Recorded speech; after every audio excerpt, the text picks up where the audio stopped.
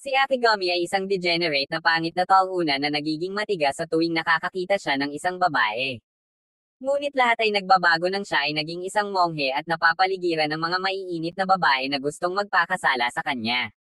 Noong siya ay maliit sinabi sa kanya ng ama ni Akigami na walang sino man ang mabubuhay sa kalungkutan at dapat siyang makipag-date sa maraming patutot ng sabay-sabay. Pagkatapos ay iniwan siya ng kanyang daddy upang maglakbay sa mundo upang makilala ang iba pang mga patutot at iniwan ang kanyang pangit na kalapitang mababa ang lipad na ina kaya nakita ni Akigami sa kanyang daddy bilang isang bayani. Sa kasalukuyan normal na pumapasok si Akigami sa paaralan at pagkatapos ay pumasok sa trabaho. Ang kanyang mga kaibigan ay sumilip sa mga pisngi ng ilang makatas na babae pagkatapos ng paaralan at inanyayahan si Akigami sa isang mixer. Ngunit tumanggi si Akigami dahil isa siyang sigma na hindi nangangailangan ng mga babae. Mamaya nagtatrabaho siya sa isang convenience store. Humihingi ng paumanhin ang manager sa pagbibigay sa kanya ng night shift at pag-istorbo sa kanyang oras sa kanyang mga kasintahan ngunit sinabi ni Akigami sa mga manager na ang host ay para sa linggo. Pagkatapos ng trabaho nakakita siya ng kotse at naaalala ang kanyang ama bilang isang taunan. Sa buong buhay niya nakaramdam siya ng kahihiyan dahil sa pangalan ng kanyang pamilya dahil sa pagiging harem king ng kanyang ama kaya plano niyang mag-isa ang buhay at sirain ang sumpa ng kanyang pamilya sa pagkakaroon ng maraming babae. Biglang gamulong sa kanya ang isang higanteng bar aisles ng bigas at kinaladkad siya kasama nito. Tapos may babaeng nagpakita at siya ang may-ari ng Bariles. Tinanong niya ito kung ayos lang siya at nakikiliti siya sa kanyang kagandahan. Mabilis siyang tumakbo palayo dahil hindi pa niya naramdaman ang haplos ng isang babae. Sa kama naaalala niya ang dalagang bigas at pinapalo ang kanyang karne para matulog. Kinabukasan binago ni Akigami ang kanyang saloobin mula sa isang sigma at gumagapang sa mga batang babae habang sila ay nag-eehersisyo. Inaanyayahan siya ng kanyang mga kaibigan sa isang mixer at pumayag siyang sumali walang pakialam sa kanyang mga lecture o trabaho. Sa mixer siya ay naging Johnny Bravo at pinagsisisihan ito pagkatapos. Mamaya nahuhumaling pa rin siya sa Rice Girl at bagsak siya sa kanyang mga klase at trabaho. Kinabukasan huminto siya sa kanyang paaralan at naging monghe upang alisin ang kanyang isip mula sa mga pag-iisip ng pagpalakpak ng pisngi. Pagkatapos ay sumama siya sa templong pinayuhan siya ng kanyang tiyuhin na puntahan para maiwasan niya ang mga babae. Doon niya nakilala ang babaeng kinahuhumalingan niya at sinarhan ito ng pinto. Binuksan ng dalaga ang pinto at napagtanto kung sino siya bago nagpalit ng damit. Nagpakita siya sa isang mainit na costume na nagpapainit sa temperatura ng lupa at ipinakilala ang kanyang sarili bilang Yuzuki. Sinubukan ni Akigami na tumakas ngunit nadula sa isang bato at tumakbo si Yuzuki upang tulungan siya habang tinatalbog ang kanyang mga melon. Hindi na kinaya ni Akigami at hiniling niya kay Yuzuki na pakasalan siya. Maya-maya nag-serve siya ng tsaa pagkatapos nilang dalawa na kumalma. Nagsimula siyang magtanong sa kanya at sa palagay niya ito ay isang panayam para maging isang monghe. Sabay tingin sa kanya at sinuntok ang sarili dahil hindi niya makontrol ang malalim na pagnanasa. Iniwan siya nito upang pumunta sa banyo at nakarinig ng ingay ng hayop. Tumingin siya sa isang balon at nakita niya ang isang pasang nakulong. Sinubukan niyang iligtas ito at nahulog sa balon. Samantala tinawagan ni Yuzuki ang kanyang kaibigan at ibinalita na ang taong dapat niyang pakasalan ay maagang nakipag-date. Naguguluhan ang kaibigan niya dahil nasa tabi niya ngayon ang taong iyon at hindi si Akigami. Pagkatapos ang isa pang residente si Sukuyo ay nagpakita at nagsimulang magtanong tungkol sa kanyang arranged marriage. Sinabi sa kanya ni Yuzuki na ang isang katakot-takot na multo ay nagpakita sa anyo ng Akigami at sa likod niya si Akigami ay nag-pop up na may dugo sa kanya at tinatakot ang mga babae. Humingi ng ambulansya si Akigami at bumagsak sa mga melon ni Sukuyo. Sinipa siya ni Yuzuki at nagsitakbuhan ang mga babae. Pagkatapos hinabol sila ni Akigami at nakita siya ng kapatid ni Suzuki na tumatakbo papunta sa kanya at nahimatay. Sa isa pang silid ang ibang mga residente ng templo sina Miya at Kagura ay nagsasanay sa paggawa ng kaligrapya. Nabalisa si Miya sa ingay sa labas at tumingin ngunit sinigawan lamang ni Akigami. Bumagsak siya sa ibabaw niya at ipinakita ang kanyang bra. Pinapanood sila ni Kagura at nakita ang kanilang potensyal na gumawa ng viral OnlyFans video. Samantala napagpasyahan ni na Yuzuki at Sukuyo na ang multo ay gusto lamang ng mga babaeng may malalaking melon. Pagkatapos lumakad si Akigami sa kanila na gustong ipaliwanag ang mga bagay-bagay ngunit inatake siya ni Yuzuki at pinatansik siya. Nang maglaon na alis ang sitwasyon sa lahat ng kalituhan dahil nagkamali ang tiyuhin ni Akigami sa pagpapadala kay Akigami sa maling templo habang iniisip ni Yuzuki na siya ang lalaking pakakasalan niya. Ipinaliwanag ng madre na si Kiki na ang templo ay na-convert sa isang madre at nagmumungkahi na manatili si Akigami sa kanila upang magsanay bilang isang monghe. Tutol ang mga babae sa kanyang desisyon dahil lalaki siya. Tinukso siya ni Kiki gamit ang kanyang mga melon at bumagsak si Akigami sa sahig na dumudugo mula sa ilong. Pagkatapos pinasalamatan siya ni Akigami para sa alok ngunit tumanggi siya. Bago umalis naalala niya muli si Yuzuki at nagpaalam. Ang nakababatang kapatid na babae ni Yuzuki si Kuroge ay nagsabi kay Yuzuki na sa tingin niya ay nakakahiya na umalis siya. Maya-maya na stranded si Akigami dahil umalis na ang huling bus at sinamahan siya ni Yuzuki. Inalok niya siya na manatili sa templo dahil maraming espasyo ang templo at nagpasalamat siya sa kanya ngunit tinanggihan niya ang kanyang alok. Kumalukip-kip siya sa ribs nito at namula ang mukha. Sinabi niya sa kanya ang kanyang pangalan at napagtanton niya ang pangalan ng kanyang pamilya at ito ay lumabas na may utang sa kanila ang daddy niya. Nagsimula silang mag-usap ng mga paraan kung paano niya masusuklian ang mga ito mula sa pagiging gigolo hanggang sa pagbebenta ng kaliwang mani at napagpasyahan nilang gagamitin niya ang kanyang katawan para bayaran sila. Inulit ni Yuzuki na titira siya sa kanila at magtatrabaho para sa kanila bilang isang utusan. Sinubukan ng mga babae na tumutol ngunit pinutol ni Yuzuki ang isang bato sa dalawa upang ipakita sa fuckboy na ito kung sino ang amo sa templong ito. Pagkatapos ipinakita siya ni Yuzuki sa paligid ng templo. Ipinakita niya sa kanya ang kanilang principal figure na ang ulo ay naka-duct tape dahil wala silang pera at ipinangako ni Akigami na babayaran niya ang lahat ng utang at mahal ni Yuzuki ang kanyang saloobin. Sinilip sila ng mga babae at naramdaman nilang kakaiba ang kinikilos ni Yuzuki. Plano nilang buksan ang kanyang mga mata at ipakita sa kanya ang tunay na kasuklam-suklam na ugali ni Akigami. Pagkatapos gumawa ng plano si Kiki para kay Sukuyo na gamitin ang kanyang katawan para akitin si Akigami at kalaunan ay sipin siya sa kawalang hiyaan. Tumanggi si Sukuyo at naisip na dapat itong gawin ni Kiki at ng kanyang malalaking melon ngunit si Kiki ay naging pipi at pinilit si Sukuyo na gawin ito. Sa umaga maagang gumising si Akigami at nagsimulang magtrabaho. Nagising si Yuzuki na suot ang kanyang mainit na pijama at sinunog ni Akigami ang pagkain nang makita ang kanyang balak. Pinagmamasdan siya ni Sukuyo at desidido siyang sipin palabas. Gusto niya munang ipatikim ang luto nito pero hindi niya magawa dahil kapantay ang luto nito kay Gordon Ramsay. Pagkatapos binigyan niya siya ng isa pang assignment at sinabihan siyang magpalit ng damit. Pinasuot niya sa kanya ang napakanipis na damit habang malamig ang temperatura upang pigilan siya ngunit sa halip si Akigami ay nabalisa. Sinabi niya sa kanya na maglinis at linisin niya ang lugar mula sa itaas hanggang sa ibaba at hindi siya makapaniwala. Pagkatapos sinabihan siya ni Sukuyo na magtrabaho sa administrasyon at ginawa niya itong parang isang piraso ng cake. Maya-maya pina-waterboard siya ng palusot na iyon pero madali niya itong hinarap.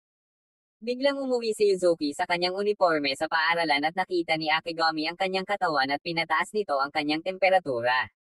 Wala nang ideya si Sukuyo at iminungkahi ni Kiki sa huling paraan na gamitin ang kanyang tukana upang akitin siya. Maya-maya naliligo si Akigami at pumasok si Sukuyo sa banyo. Nakita niya ang ball ng kanyang elepante at mabilis itong tumalon pabalik sa bathtub. Pagkatapos nagsimulang maghubad si Sukuyo at nagplanong gawin itong masama kay Akigami sa harap ni Yuzuki. Isang kahon ang nahulog sa kanya ngunit iniligtas siya ni Akigami. Nakahiga siya sa ibabaw niya habang hubot-hubad at nalaglag sa kanya ang isang kahon na nagtulak sa kanya para halikan siya. Pagkatapos pumasok si Yuzuki at nagulat siya sa kanyang nakita. Sinabihan niya si Akigami na umalis sa banyo at nagulat si Sukuyo na gumana ang kanyang mga plano. Nang maglaon pinuri siya ng mga babae at ipinagdiwang si Akigami na nakabot pero mali ang pakiramdam ni Sukuyo tungkol dito. Nakipagkita si Sukuyo kay Yuzuki para makipag-usap ngunit iniiwasan niya ito. Hindi ito tinanggap ni Sukuyo at hinarap siya. Sinabi ni Yuzuki kay Sukuyo na sa tuwing nakikita niya ang kanyang mukha na aalala lamang niya ang mahabang Johnson ni Akigami sa kanyang ulo. Pagkatapos sinabi ni Yuzuki kay Sukuyo na alam niya ang tungkol sa kanyang mga plano at tinanong ni Sukuyo si Yuzuki kung bakit niya hinayaang manatili si Akigami sa templo. Sinabi niya sa kanya na iyon ang gagawin ng kanilang ina at si Akigami ay tila gusto niyang pabutihin ang kanyang sarili. Nagsimulang mag-isip si Sukuyo kung husgahan niya siya ng patas at gusto siyang bigyan ni Yuzuki ng pangalawang pagkakataon. Pumasok si Kiki at ipinaalam na umalis na si Akigami. Samantala pumunta si Akigami sa dati report na dumating si Tsukuyo sa banyong kinaroroonan niya at nagsimulang maghubad at sinabihan siya ng pulis na hawakan ang damo at itigil ang pagselo sa kanila. Si Akigami ay wala nang tirahan nakaupo sa isang kahon sa ilalim ng tulay. Sinimulan niyang isipin si Yuzuki sa kanyang pijama sa umaga at tinatalbog ni Tsukuyo ang kanyang mga melon. Nalilito siya kung bakit iyon ang iniisip ng kanyang ulo at nakatutok sa pagbabayad ng kanyang utang. Pumunta siya upang maghanap ng mga presyo ng mga organ na ibebenta at si Yuzuki ay nagpakita sa kanyang harapan. Sinabihan niya itong tumingin sa kanya ngunit hindi niya magawa dahil basa ang kanyang damit at nakikita nito ang kanyang magagandang tuta. Pagkatapos ay sinabi niya sa kanya na ayaw niyang umalis siya at tuturuan niya siya tungkol sa pag-asa sa iba na siyang unang hakbang sa tunay na kaligayahan bilang isang monghe. Tsukuyo pops up at humingi ng paumanhin para sa panlilinlang sa kanya.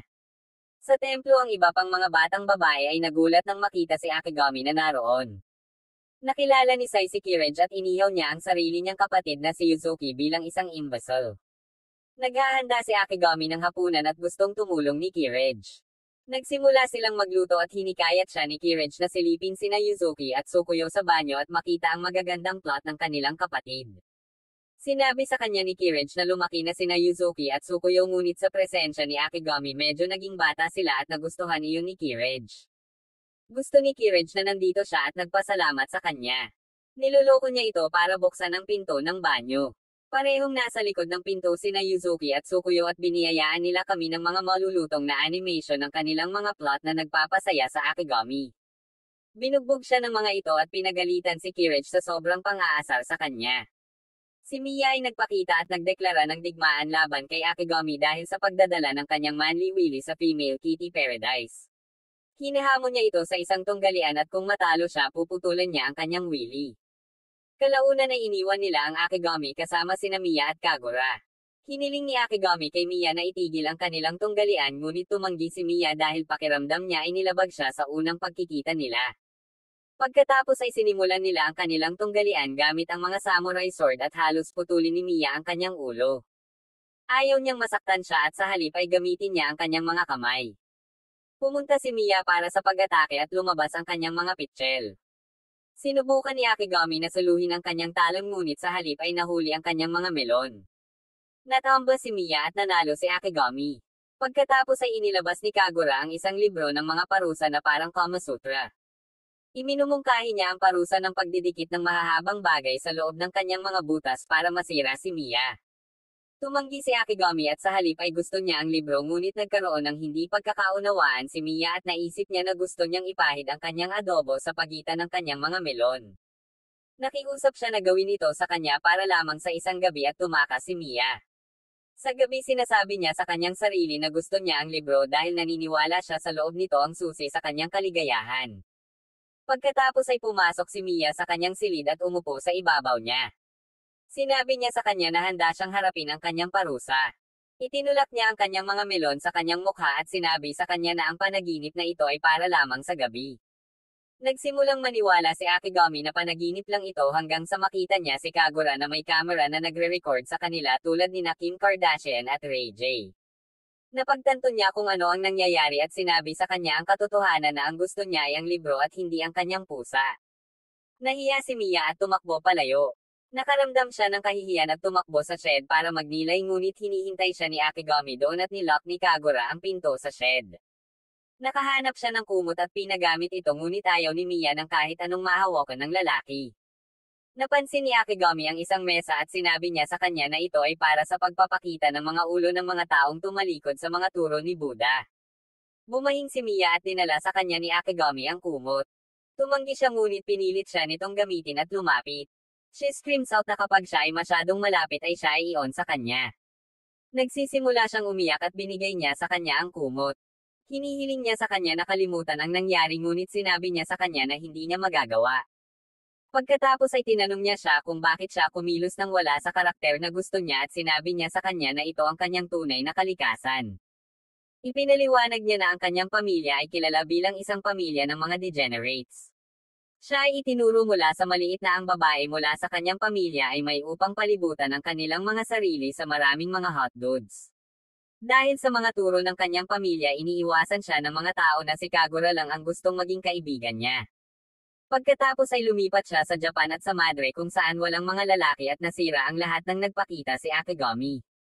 Nagsimulang umiyak si Akegami sa kanyang kwento at sinabi sa kanya na ang kanyang pamilya ay pareho na maaari niyang may ugnay.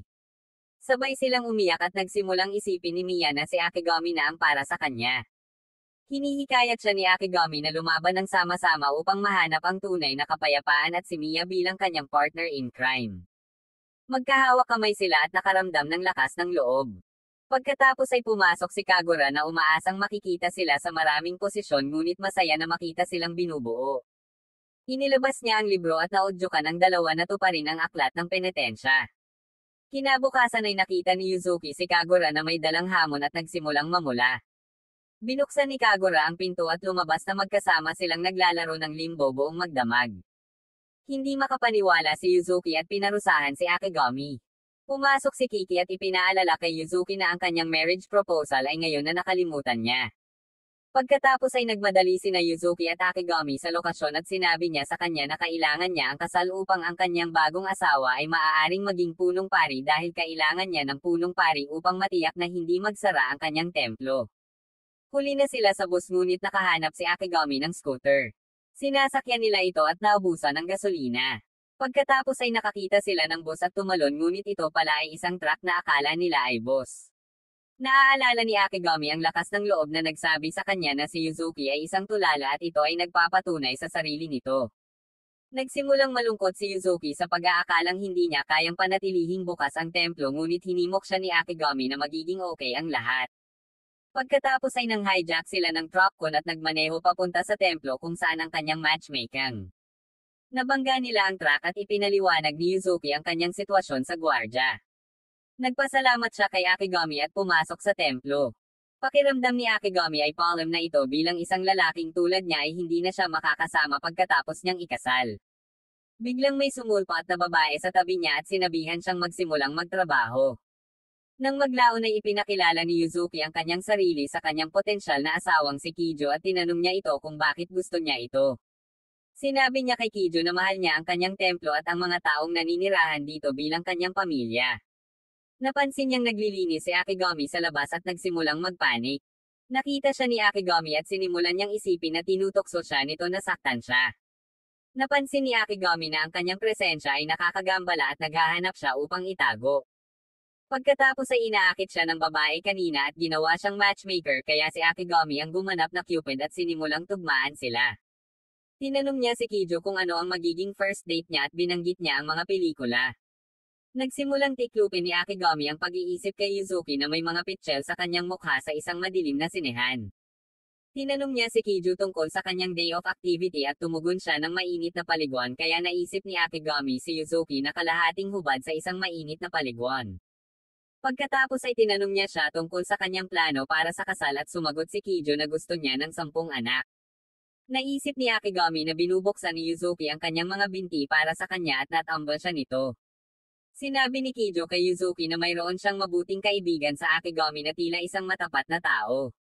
Naalala ni Yuzuki ang sinabi ng kanyang ina tungkol sa katapatan at naging tapat siya. Sinabi niya kay Kijo na wala siyang balak magpakasal at naalala niya ang pag-uusap nila ni Kiki.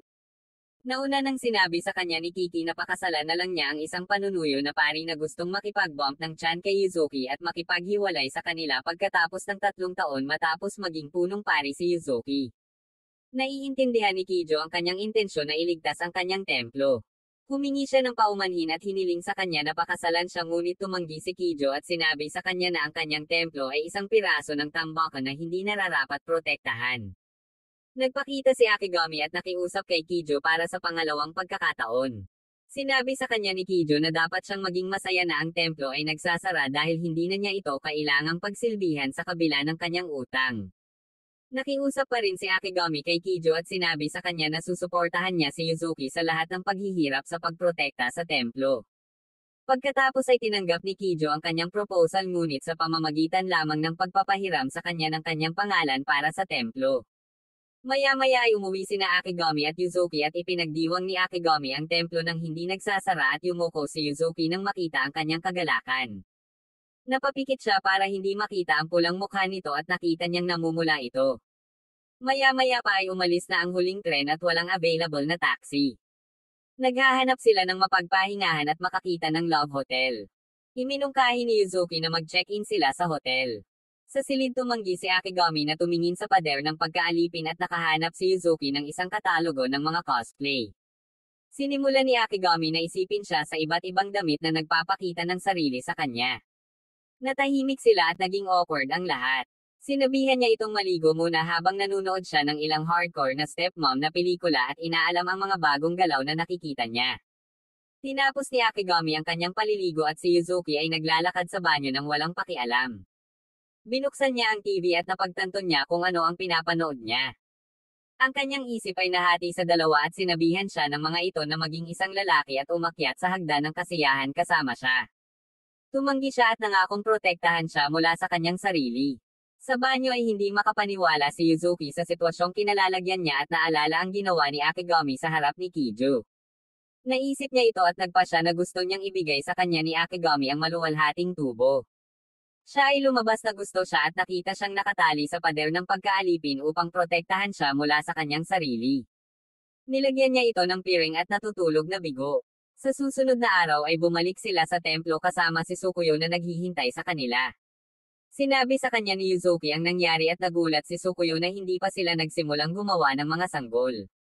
Binalaan niya si Yuzuki na huwag ipaalam sa sino man sa paaralan na si Akigami ay nakatira sa kanila dahil sila ay isang madre. Nang maglaon kinukulit siya ng mga kaibigan ni Sukuyo sa paaralan tungkol sa pagkakaroon ng kasintahan at may mga nakasaksi sa kanyang paghalik sa isang lalaki. Sinubukan ni Sukuyo na ipaliwanag ang sarili ngunit walang pakialam ang kanyang mga kaibigan at nagsimula ang chismis na may lalaki siya. Nagpakita si Akigami at mabilis na tumakbo si Sukuyo para pigilan siya. Nagsimula siyang magtanong tungkol sa kanyang klase upang bigyan siya ng tanghalian at pinaalis siya ni Sukuyo bago siya magsalita ng anuman. Nagtago sila sa opisina ng nurse at sinabihan siya ni Sukuyo na manatili upang maiwasan ang mga estudyante. Ang kanyang mga kaibigan ay pumasok upang tingnan siya at si Akigami ay nagtatago sa ilalim ng kumot. Nagsimula siyang gumalaw at pumasok sa loob ng damit niya. Napansin ng kanyang mga kaibigan ang lobo at itinulak siya ni Sukuyo ng mas malalim sa kanyang mga melon upang takpan siya. Pagkatapos ay pinakiusapan siya ng kanyang kaibigan na sumali muli sa archery club ngunit tumanggi si Sukuyo sa dahilan ng pagtulong sa kanyang pamilya. Umalis ang mga kaibigan at nagpahangin si Akigami. Hinihikayat siya ni Akigami na bumalik sa archery club at nadulas sila. Bumalik ang mga kaibigan at nakita si Sukuyo sa ibabaw ng Akigami. Nang maglaon na panaginipan ni Sukuyo si Yuzuki at ang kanyang magandang anyo sa archery ngunit umalis siya sa club patungo sa templo at naduraj ang kanyang puso. Malinis ang Akigami sa paligid ng templo nang pumasok si Yuzuki na may dalang busog at palaso. Tinanong niya siya kung gusto niyang subukan at tinatanggap niya. Itinuro niya sa kanya ang tungkol sa busog at siya mismo ang nagsasagawa nito. Nang maglaon pumunta si Akigami sa silid ni Sukuyo at sinabi sa kanya ni Courage na masama ang pakiramdam niya ngunit kumbinsido siya na maaari niyang ibalik ito. Naghubad si Sukuyo at tumambay si Akigami sa labas ng kanyang bintana para makipag-usap. Sinabi niya sa kanya na nahawakan niya ang lahat ng mga gawain sa templo at maaaring bumalik si Sukuyo sa archery club na mahal niya. Sinabi niya sa kanya na ayaw niyang mag-archery at iniwan si Akigami. Naglalakad siya sa paligid ng lungsod at nagtatapos sa archery club. Nagsimula siyang lumingalinga sa paligid at natuksong muling mag-archery. Nagsimula siyang magpanggap na busog siya at nag-teleport si Akigami doon kasama niya. Tumakbo siya palayo at hinabol siya nito. Sinabi niya sa kanya na mukhang masaya siya sa paggawa ng archery ngunit sinabi niya sa kanya na si Yuzuki ang dahilan kung bakit siya sumali at sinira ni Yuzuki ang kanyang puso sa pag-alis para sa kapakanan ng templo. Pagkatapos hinawakan ni Akigami ang kanyang kamay at dinala siya sa likod ng templo. Doon ay nakita ni Sukuyo si Yuzuki na nagpapana. Ayaw niya itong makita pero kinikilig siya sa kagandahang nakikita niya. Hinatak ni Yuzuki ang busog at nabigo ng husto ngunit nakikita pa rin siya ni Sukuyo bilang pangalawang pagdating ni Michael Jackson. Lahat sila ay magsisimulang pasayahin siya na nagtulala sa kanya at sinubukang muli ni Yuzuki ngunit nabigo pa rin. Sinabi ni Yuzuki kay Sukuyo na tumigil siya sa pag-archery dahil mabaho siya at hindi dahil sa templo. Itinuro ni Courage na mahal ni Sukuyo si Yuzuki kaya nabulag siya sa kanyang kakilakilabot na kakayahan sa archery. Pagkatapos tinanong ni Sukuyo si Yuzuki kung mahal niya ang kanyang ginagawa at sinagot ni Yuzuki na mahal niya ang lahat ng kanyang ginagawa sa lahat ng oras na ito. Maya-maya binuksan ni Sukuyo ang banyo at nakahubad si Akigami sa loob. Tumawa siya at sinabi sa kanya na babalik siya sa archery club at ito ay dahil sa kanya. Tinanong niya siya kung bakit marami ang ginawa niya para sa kanya at ipinaliwanag ni Akigami na alam niya ang higit sa sinuman kung paanong hindi niya magawa ang gusto niya dahil sa mga pangyayari. Pumasok si Sukuyo at ipinakita sa kanya ang hiki sa kanyang mga melon na ginawa niya sa opisina ng nurse. Sinabi niya sa kanya na ipikit ang kanyang mga mata at pumunta para sa halik. Sa halip isinulat niya sa noo ang degenerate na tatay. Kinabukasan pinaghahandaan niya ito ng tanghalian at sinadya niya itong iwan kaya ihahatid ito ni Akigami sa kanya. Pagkatapos nagpakita si Akigami sa kanyang archery club at nagsimulang magtsismisan ng mga babae. Sinabi ni Sukuyo sa kanila na siya ay pamilya sa kanya at sinabihan siyang umalis. Bumalik ang tingin ni Akigami sa kanyang ginagawang archery at ngumiti. Sa isang silid isinusulat ni Courage ang kanyang diary. Nagsimula siyang magsulat tungkol kay Akigami at sa kanyang mga alindog bilang isang lalaki. Iniisip niya nakakaiba si Akigami habang nagbabago ang kanyang pamilya pagkarating niya. Nang maglaon humakbang si Yuzuki sa timangan at nakita siyang mas mabigat kaysa sa isang balyina. Nagdaraos siya ng isang emergency na pulong ng kababaihan at isinumpa ang kamangha-manghang pagluluto ni Akigami bilang dahilan ng pagtaas ng kanilang timbang. Gumagawa sila ng mga plano upang mahawakan ang isyong ito at nagtapos na mag-ehersisyo simula bukas. Kinabukasan itinatalbog ng mga batang babae ang kanilang mga melon upang sunugin ang mga calorie sa yoga mat. Sa gabi na pagtanto nila na marami na silang nasusunog na calorie sa pamamagitan ng kanilang mga aktibidad at binabago ang kanilang diskarte. Iminumungkahi ni Yuzuki ang pagdijete at ang mga babae ay nanlulumo. Itinuro ni Sukuyo na kailangan nilang isama rito si Akigami dahil siya ang chef. Nahihiya siyang malaman nitong nagda-diet sila. Hinihiling ni Courage na manatili si Akigami magpakailanman dahil ang kanyang luto ay pang-Diyos at handa niyang ipagpalit ang kanyang kapatid para sa kanya. Nalungkot si Sukuyo nang marinig iyon at hiniling ni Courage kay Sukuyo na pakasalan siya kaya siya ang magiging bayaw niya. Ibinalik ni Sukuyo ang pabor at sinabihan si Courage na pakasalan siya sa halip at nakita ni Courage ang pangitain. Pagkatapos nagsimulang magsalita si Yuzuki tungkol sa kanyang pagluluto at napagpasyahan na ang kanyang pagkain ay mababa sa calories at sila lang ang lumalaki lalo na ang kanilang mga pitchel. Pumasok si Akigami at dinalhan sila ng mga matamis upang subukan. Ang mga batang babae ay kumakain sa kanila at mahal nila ang mga ito. Nang maglaon isinulat ni Courage ang tungkol sa mga matamis na ginawa niya sa pag-asang hihintayin niya ito sa paglaki. Kinabukasan hiniling ni Yuzuki kay Akigami na magdagdag ng adobo na labanos sa kanilang pagkain. Nagtataka siya kung bakit at nakita niya itong may dalang palako sa pag-aakalang ito ay para sa kanyang pagbitay. Nakakaramdam siya ng takot at naglalayong mapabuti ang kanyang kalooban. Pagkatapos gumawa siya ng mas masarap na almusal at hinahangaan ito ng mga babae. Hinahanap niya ang reaksyon ni Yuzuki at wala siyang nakuha mula rito. Namatay si Akigami at sinubukan ni Miya na buhayin siya. Pagkatapos naglakad-lakad siya at nakita si Yuzuki sa sahig na humihingi ng tulong sa kanya.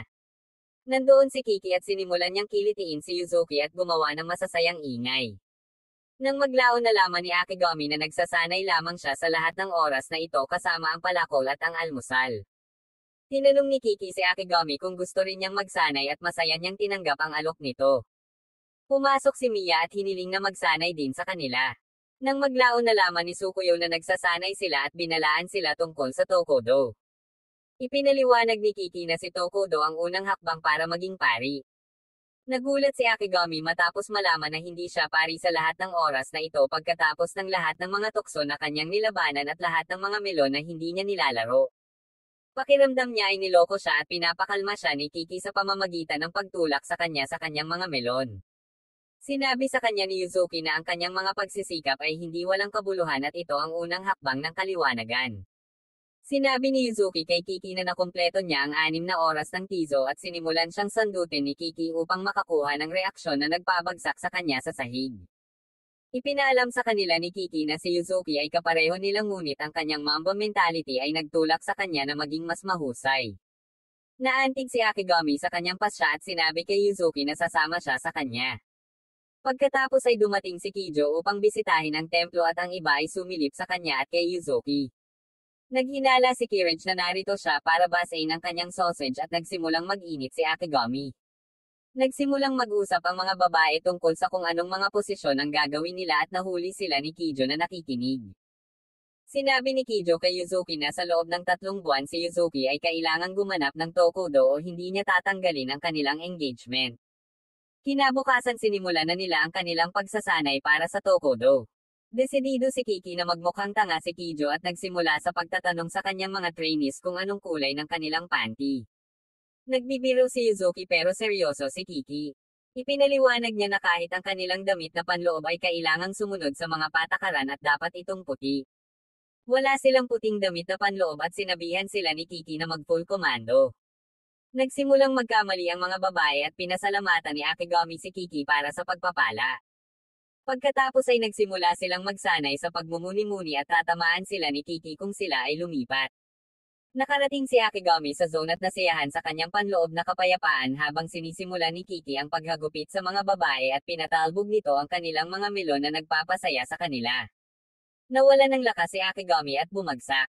Pagkatapos ay kinopya nila ang sutra at pinuri ni Kiki ang kaligrapya ni Akigami. Sinabi niya sa kanya na turuan si Yuzuki at pumunta si Akigami para turuan si Yuzuki ngunit nagambala ng kanyang mga pitchel. Naghulog siya ng ilang tinte sa kanyang pondiya at gusto ni Mia na dilaan ito para sa kanya. Sinimulan niyang linisin ang kanyang willy at pinigilan sila ni Yuzuki. Maya-maya bumili sila ng puting damit na panloob. Sa gabi naghahanda si Kiki ng mga futon para matulog silang lahat. Naalala ni Kiki ang pag-uusap nila ni Kijo. Sinabi niya sa kanya na isang sec meeting ang gaganapin ng mga nakatataas sa loob ng 3 buwan kaya naman kailangang maging handa si Yuzuki. Kinabukasan wala ni isa sa kanila ang natulog at inilagay sila ni Kiki sa iba't ibang klase ng pagsasanay. Inilalagay niya ang mga ito sa isang sauna upang bumuo ng pagtutol sa kanilang pagnanasa. Tumingin si Akigami at nabaliw. Nagsisimula siyang isipin ang mga ito at ang kanilang magagandang daliri. Aksidenteng hinawakan ni Yuzuki ang kamay ni Kiki at nagsimulang humalukip-kip nang wala sa kontrol. Nag-back up siya sa mga melon ni Mia at sinabihan siya nito na magsipag. Tumalikod siya at nagsimulang magsalita tungkol sa kanilang pagsasanay. Pinag-uusapan nila ang kanilang karanasan sa pagtulog ng magkasama at sinabi sa kanila ni Mia na mayroon siyang fetish ng Adam's apple ni Akigami. Pagkatapos ibinahagi ni Akigami na siya ay mahirap sa buong magdamag. Matingkad na pula si Yuzuki at napagtanto niya kung ano ang gusto ni Kiki sa kanila. Sinabi niya na gusto ni Kiki na harapin nila ang kanilang mga hangarin at madaig ang mga ito. Sinabi ni Mia kay Yuzuki na ihayag ang kanyang mga hinahangad at tumanggi siya habang palagi niyang iniisip ang espesyal na sausage ni Akigami. Sinabi niya sa kanila na wala siyang makamundong pagnanasa ngunit sa kaibuturan niya ay nakaramdam siya ng inggit na malapit sina Akigami at Mia. Pagkatapos binati sila ni Kiki at sinabi sa kanila na ang nagsasabing wala silang pagnanasa ay ang pinakamasama sa kanilang lahat. Napatingin sila kay Yuzuki at namumula ito. Kinabukasan sumailalim sila sa kanilang pagsasanay at gumawa ng kaunting pag-unlad. Sinabihan sila ni Kiki na magpahinga at tinuruan silang huminto sa pag-iisip tungkol sa mga pakinabang at pagkalugi. Nalungkot si Akigami na nagpapahinga sila sa bisperas ng Pasko dahil mayroon siyang PTSD ng kanyang ama na sinusubukang ipalaganap ang kanyang pagmamahalan sa pagitan ng kanyang mga manliligaw noong Pasko noong nakaraan. Nakita ni Yuzuki ang takot sa kanyang mga mata at inanyayahan siyang lumabas sa isang date. Si Yuzuki ay nagbihis ng maganda at si Akigami ay nagsimulang mamula. Pakiramdam niya ay nagde-date sila at nagsisimulang mabaliw sa excitement. Tinanong niya siya kung nakapili siya ng regalo at sinabi niyang hindi.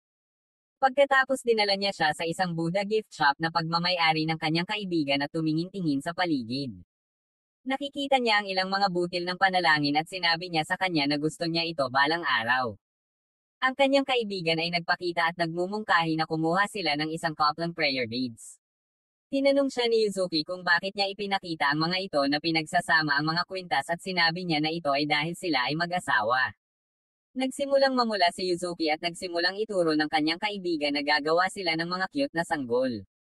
Si Yuzuki ay tiniklop at ginulo siya sa pamamagitan ng pagbili ng isang bagay habang si Akigami ay nakakita ng isang karatulang nagpo-promote ng paggawa ng sarili niyang prayer beads.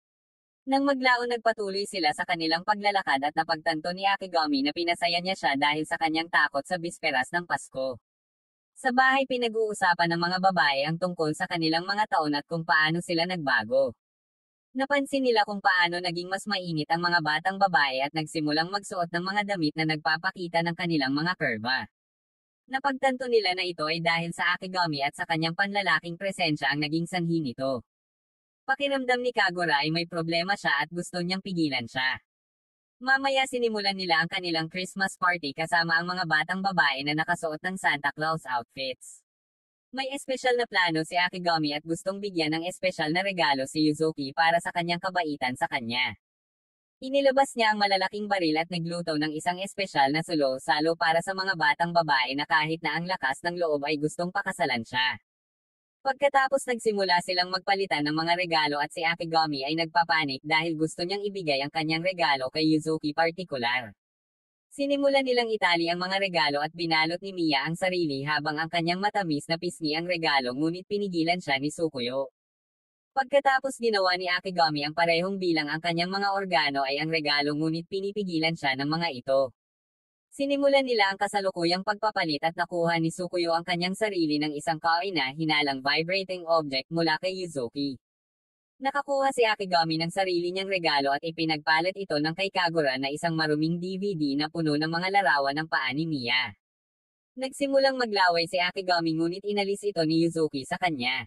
Inihandog ni Kagura ang kanyang tunay na regalo na mga tiket sa isang pampublikong mainit na paliguan at lahat sila ay nagsimulang nasasabik.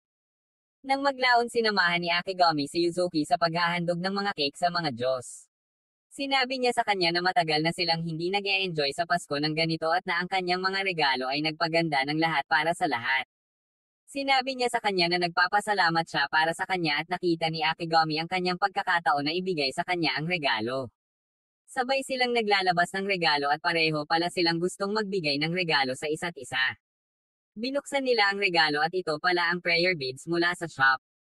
Isinusuot nila ang mga kwintas at tandaan na ang pagpapalitan ng mga kwintas ay isang tradisyon kapag ang dalawang tao ay nagpakasal. Nagsimula silang magtiklop na gustong saktan ang isa't isang ngunit si Kiki ay pumasok at niyakap silang dalawa. Ipinaalam sa kanila ni Kiki na may issue sa seremonya ng Sukuyo ni Yuzuki. Ipinaliwanag niya na ang seremonya ay gaganapin sa templong ito at ang seremonya ay maaaring kanselahin kung ang templo ay hahatulan bilang walang silbi pagkatapos ng inspection. Nagsisimula silang magpanik dahil hindi nila maaayos ang pangunahing figure ng templo dahil sira ang mga ito. Maya-maya pumunta sila sa mga hot bath at sinabihan sila ni Kiki na magsaya. Nagsimulang yumuko ang serbisyo kay Kagura at umiyak pa ang manager sa kanya. Hinatak ng isa sa mga Diyos si Akigami sa kanyang espesyal na silid at binigyan siya ng inumin na lumalabas na isang inumin na magpapaumbok sa kanya ng mga puno sa susunod na 3 araw. Samantala ang mga batang babae ay nagsimulang magulo na gustong makita ang cute na biceps ni Yuzuki. Sinabi ni Sukuyo sa kanyang sarili na ayaw na niyang tumubo ang kanyang mga melon at ang lakas ng loob ay nagmamakaawa na bigyan siya. Sa paliguan lahat sila ay humanga sa katawan ng isa't isa at sinabi ni Miya sa kanila na gustong lumunin ni Akigami ang sinuman sa kanila. Pagkatapos pumasok si Kiki kasama ang kanyang mapangahas na mga pitchel at katawan. Nakita niya si Miya at nagsimulang lumabag sa kanyang mga melon ibinubulong sa kanya kung gaano ito kalambot sa kanyang tainga. Pumasok sila sa paliguan at nagsimulang mag-usap tungkol kay Kagura. Sinabi ni Miya sa mga babae ang tungkol kay Kagura at kung paano siya palaging nandyan kasama niya mula pa noong una at nakakaramdam siya ng tiwala na hinding-hindi siya ipagkakanulo ni Kagura. Biglang si Akigami ay kasama nila at nagtatago sa mga palumpong. Hindi niya hahayaang makita siya ng mga babae dahil ang kanyang wili ay matigas na parang bato. Napansin siya ni Kagura at piniling huwag pansinin. Pagkatapos tinanong niya ang iba kung ano ang gagawin nila kung sinisilip sila ni Akigami ngayon. Lahat sila ay sumang-ayon at nagtitiwala sa kanya na may dahilan para sa parehong paliguan sa kanila.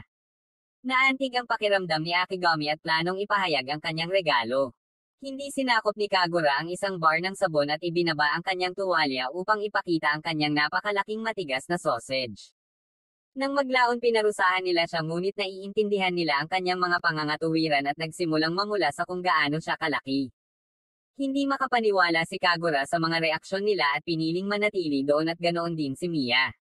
Sinubukan ni Akigami na umalis at pinilit siya ni Kagura na manatili. Sa paliligo hindi pa rin bumababa ang kanyang malaking bagay at nag-alok si Kagura na tulungan siya. Sinimulan niya ang pagsalakay at itinulak siya sa kanyang mga limitasyon. Hindi na niya kinaya at sinuntok niya ang sarili niyang adobo. Pagkatapos inamin ni Kagura na siya ang naging dahilan kung bakit niya ito pinagdaanan. Ipinaliwanag niya na ang kanyang presensya ay sumisira sa kanyang mga plano na lumikha ng Ultimate Degenerate Plot Queen mula kay Mia habang nasa Japan. Gusto niyang magalit si Mia at matulog kasama ang 100 iba't ibang lalaki. Tinanong niya kung bakit niya ginawa iyon at sinabi niya sa kanya na para sa kanyang pamilya ang lahat. Sinubukan ni Akigami ng mga tuwiran sa kanya dahil ayaw ni Mia na ipagpatuloy ang filosofiya ng kanyang pamilya ngunit tumanggi si Kagura. Biglang lumabas si Mia at nakita silang magkatabi, iniisip na dapat siyang sumali. Pumunta si Kagura sa likod niya at hinihipnotismo siya para makatulog. Pumunta siya kay Akigami at ganoon din ang ginawa niya. Nang maglaon nagising si Akigami kay Kagura na nagmamanolog tungkol sa kung paano ang kanyang pamilya ay isang katulong sa pamilya ni Mia tulad ng isang tapat na tagapagsilbi. Sinubukan ni Akigami na pilitin si Kagura para suportahan si Mia laban sa kanyang pamilya ngunit nabigo. Nakikita siya ni Kagura na kawili-wili at tinanong siya kung ano ang gagawin niya kung natapos niya ang kanyang trabaho at utang sa templo. Sinabi niya sa kanya na gusto niyang alisin ang hanggal na tradisyon ng kanyang pamilya na magkaroon ng maraming babae. Itinuro ni Kagura na pareho sila ni Mia. Pagkatapos nag-aalok siya sa kanya ng isang deal na babayaran niya ang kanyang utang at ayusin ang templo kung aalis lang siya.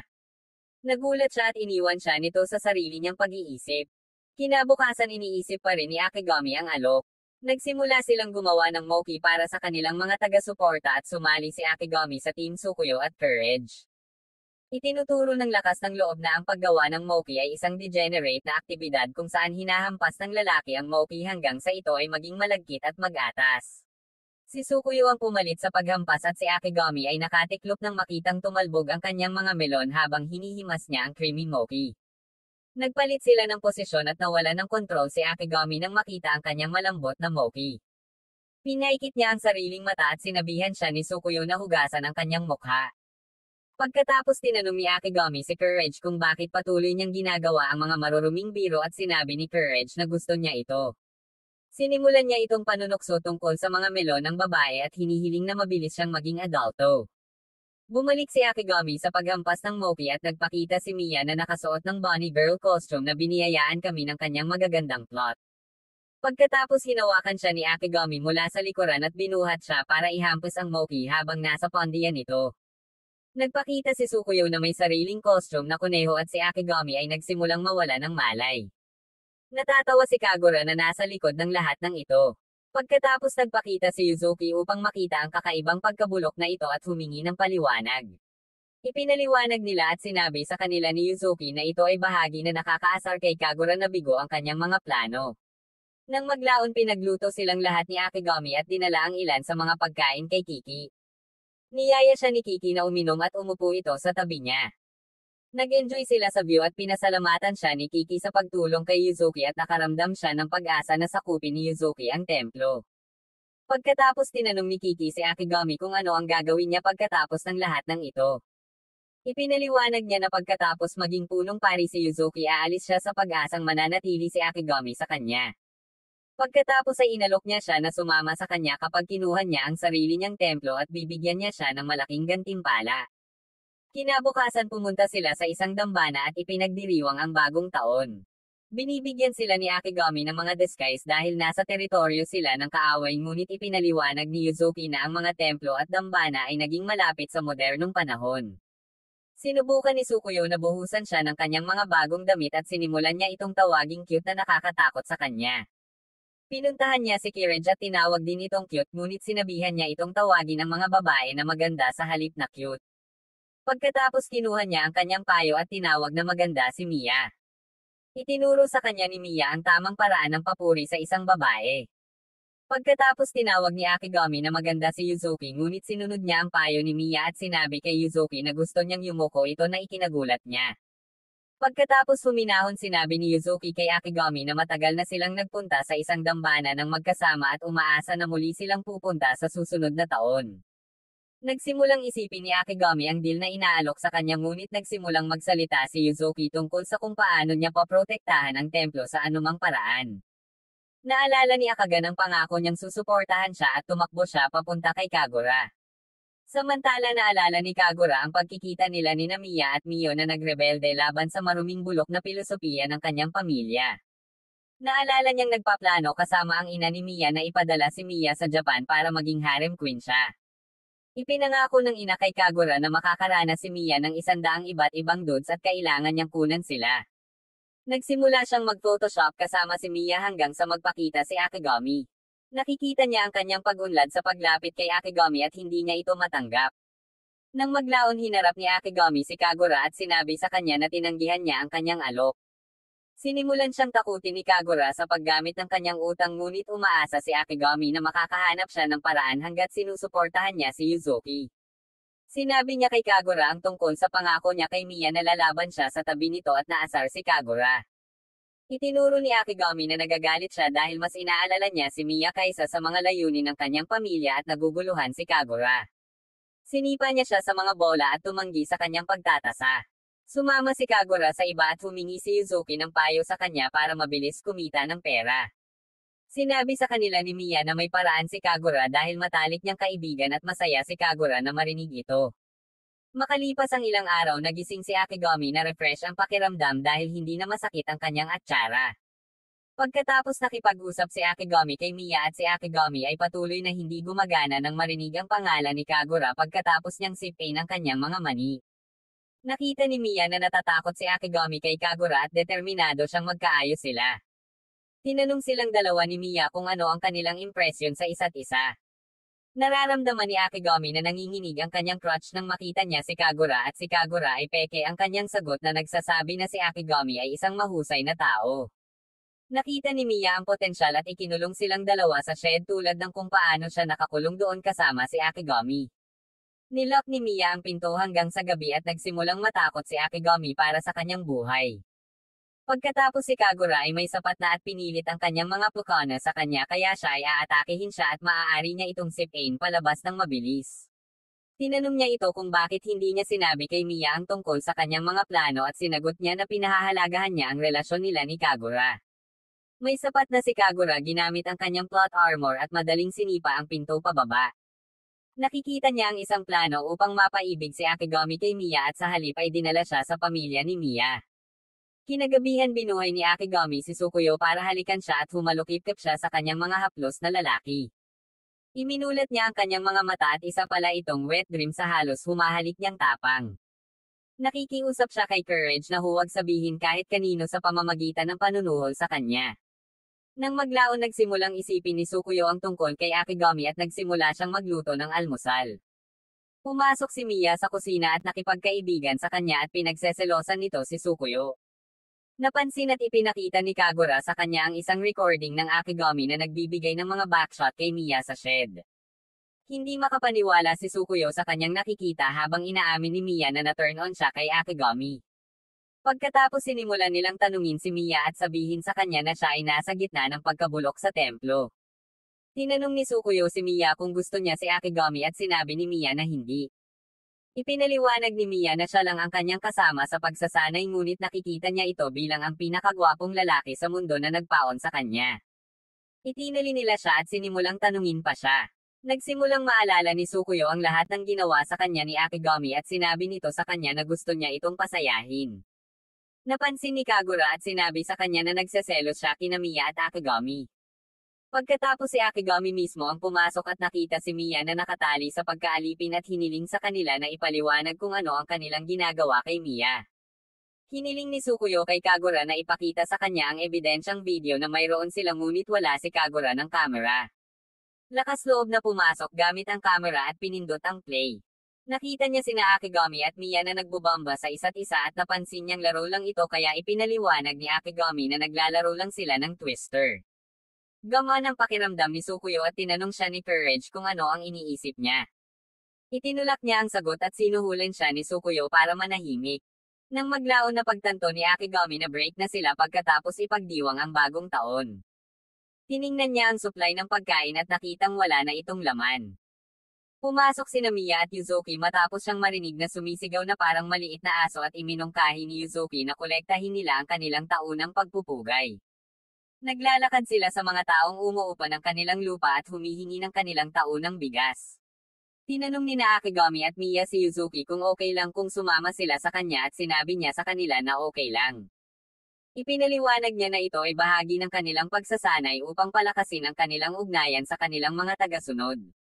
Nakaramdam sila ng motibasyon na makilala ang mga tao ngunit sila pala ay mga asshole na ayaw silang bigyan ng pagkain.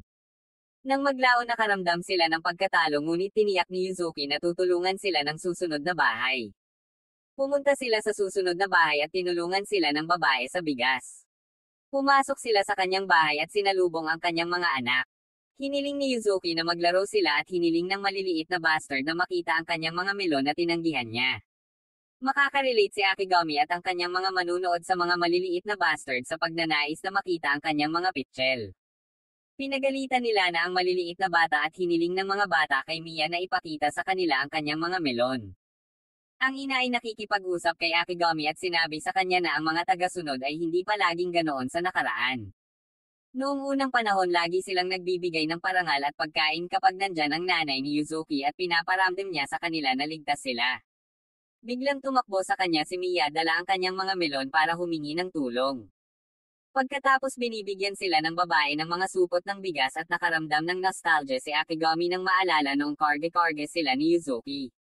Si Yuzuki ang nagdala ng maraming tonelada ng mga ito at bumalik silang lahat sa templo. Kinabukasan sira pa rin sila at naghahanap upang ayusin ang kanilang punong guro. Napagtanto nila na wala silang pera ngunit ang pakiramdam ni Yuzuki ay optimistiko. Sinubukan ni na Akigami at Kiki na ay dahilan ang kanyang pagiging tanga ngunit determinado si Yuzuki na malampasan ito dahil siya ang susunod na punong pari ng templo. Nang maglaon tinitingnan ni Akigami ang mga bakanteng trabaho at nakitang kailangan niya ng numero ng telepono sa kabila ng walang telepono. Pumunta siya kay Yuzuki na lumabas na nakasuot ng maid costume at iniwan siyang tulala. Tinanong niya ito kung ano ang mali at kinalma niya ang sarili para humingi ng pabor. Tinanong niya kung ano ang kanyang pabor at sinimulan niyang isipin ang paglilingkod niya sa kanya tulad ng kanyang Panginoon. Sinuntok niya ang sarili niya at hiniram ang phone niya. Nagsimula siyang yumuko para hanapin ang telepono na parang isang mabuting kapatid at namatay si Akigami nang makita ang kanyang matamis na pisngi sa harap niya.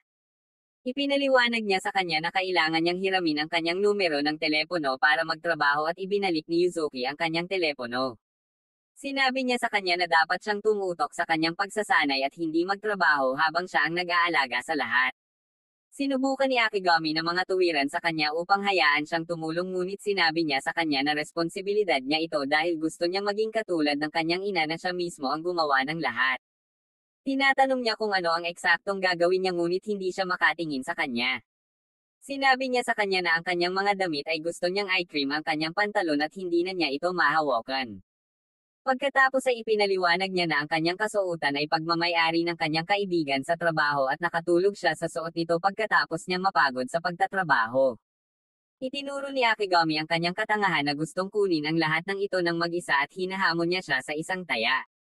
Hinahamon niya ito na patulogin siya. Humihingi siya ng masahe at tinawag siyang wimp na walang bola para hawakan ang isang babae. Tinanggap niya ang hamon at sinimulan siyang imasahe na naging dahilan upang makagawa siya ng masasayang ingay. Nagsisimula siyang sumirit sa mga haplos nito at mas lalo pa itong tumiga sa mga galaw nito. Ang kanyang subconscious ay nagtulak sa kanya na lumalim pa at si Akigami ay nabaliw. Samantala nakikinig si Tsukuyo mula sa labas at nakakuha ng maling ideya. Pumasok siya at nakita ang kanilang massage session. Nagsimulang matulog si Yuzuki ngunit tumanggi siyang matalo sa kanilang taya. Pagkatapos ay sinabi ni Yuzuki kay Akigami na isipin ang sarili niyang negosyo at personal niya itong kinuha. Tinanong niya si Tsukuyo sa isang petsa sa isang kapricho at sinimulan ang kanyang kontrabida art. Kinabukasan na panaginipan ni Tsukuyo ang tungkol sa pagpapakasal kay Akigami at pag-alog ng kama sa kanya. Nagising siya at na-headbutt si Kirej. Nang maglaon ay hindi niya maalis sa kanyang isipan si Akigami at nagpa siya na maging casual na lang sa kanyang date. Sinusuot niya ang kanyang mga paboritong damit upang ipakita ang kanyang mga pitchel at curve habang si Akigami ay lumabas sa kanyang mga damit na tae. Tinawag niya itong maganda at inalis ni Tsukuyo ang pagdududa sa kanyang isip. Pagkatapos ay plano niyang bumili ng bagong telepono bilang isang petsa at gamitin ang promo ng mag-asawa kasama si Tsukuyo. Sa tindahan ng telepono tinanggihan ng receptionist ang kanilang promo at nagmumungkahi ng mas magandang deal. Nakangiti sa kanila ang clerk at namumula si Tsukuyo na mukhang mag-asawa. Pagkatapos binili ni Akigami ang kanyang inumin para pasalamatan siya sa araw na iyon at masaya si Sukuyo na nakilala niya ang paborito niyang inumin. Balak niyang umuwi pero pinigilan siya ni Sukuyo na umalis.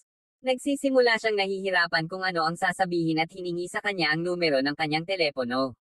Nang maglaon masaya si Akigami na makita ang kanyang pangalan sa kanyang telepono matapos siyang iwasan ng bawat babae dahil sa pangalan ng kanyang pamilya. Sinabi niya sa kanya na ginagamit niya ang telepono para sa mga lihim na komunikasyon at sinimula ni Sukuyo na isipin na nakikipag-ugnayan siya sa kanya ng palihim para sa ilang night pump session. Mamaya sa gabi siya ay nakikipag-ugnayan sa kanya at nagpasalamat sa kanya para sa petsa. Nagdagdag siya ng I love you in the end and Sukuyo is confused as shit. Nang maglaon pinangarap niyang iwanan siya ni Akigami dahil sa pagiging boring sa kama at tumakas kasama ang ibang babae. Nagising si Sukuyo sa isang brick na hawak ni Kirege dahil sanay na siya sa kanyang kalokohan sa umaga. Ilang taon na ang nakalilipas nangako si Yuzuki sa kanyang ina na papalitan niya ang templo. Ngayon ay nalulumbay siya dahil hindi pa niya nakakausap si Akigami simula noong insidente ng pain costume. Plano niyang humingi ng tawad at makita siyang kasama ni Sukuyo pagkatapos ng kanilang date kaya tumakbo siya palayo sa selos at nakita siya ni Kiki. Nang maglaon naramdaman ni Akigami na kailangan niyang makipagkasundo kay Yuzuki. Sinubukan niya itong kausapin ngunit pinigilan siya ni Kiki at inilalayo. Tinanong siya ni Kiki kung ano ang nangyari sa pagitan nila ni Yuzuki kaya nagpaliwanag si Akigami at nakita na lang ito ni Kiki bilang mga batang away. Tinuro niya ang kanyang mga pitchel at tinanong siya kung ano iyon. Sinasagot niya ang matamis na magagandang melon at sinabi niya sa kanya na siya ay tama at mali sa parehong oras. Ipinaliwanag niya na sa iba't ibang tao siya ay isang babae, isang madre, isang pari at marami pang iba. Tinanong niya ito kung ano ang sinusubukan niyang sabihin at sinabi niya sa kanya na tumuon sa kung ano ang mahalaga. Pagkatapos ay tinanong niya siya kung paano niya nakita si Yuzuki at si Akigami ay nagsabi ng magagandang bagay tungkol sa kanya. Lumalabas ang tapang at ipinaalam na may mga bisita si Kiki na gustong umalis sa templo. Na-motivate si Kiki dahil babayaran sila ng mga bisita ng pera para ilipat ang kanilang mga libingan sa ibang templo. Pumunta sila sa mga bisita at nakitang si Yuzuki ang humawak sa kanila. Si Kiki ay humihingi ng pera ngunit si Yuzuki ay nangakong hindi kukuha ng pera mula sa mga tagasunod na umaalis tulad ng ginawa ng kanyang ina. Nalungkot si Yuzuki habang nararamdaman ng mga bisita na hindi na kasing ganda ang kanilang templo noong pinamunuan ito ng kanyang ina at nakita ito ni Kiki at itinigil ang kanyang pagsasanay para sa araw na iyon. Kinabukasan sinabi ni Yuzuki sa mga babae ang tungkol sa kanyang New Year's resolution. Hinanap niya sina Akigami at Suyuko sinabi sa kanya na hindi tumutugon si Akigami sa kanyang mga mensahe dahil kasama niya si Kiki sa isang misyon. Nakaramdam ng selo si Yuzuki at nagsimulang tanungin siya ni Mia kung paano niya nakuha ang kanyang numero. Sinimulan ng mga babae na siksikan si Suyuko at si Yuzuki ay lumayo ng mag-isa. Nararamdaman ni Yuzuki na maaari siyang maging kasing galing ni Akigami at napagtanto na ang lahat ay inaalagaan niya. Pakiramdam niya ay kailangan niyang gumawa ng higit pa tulad ng kanyang ina na nag-asikaso ng mga bagay-bagay ng mag-isa.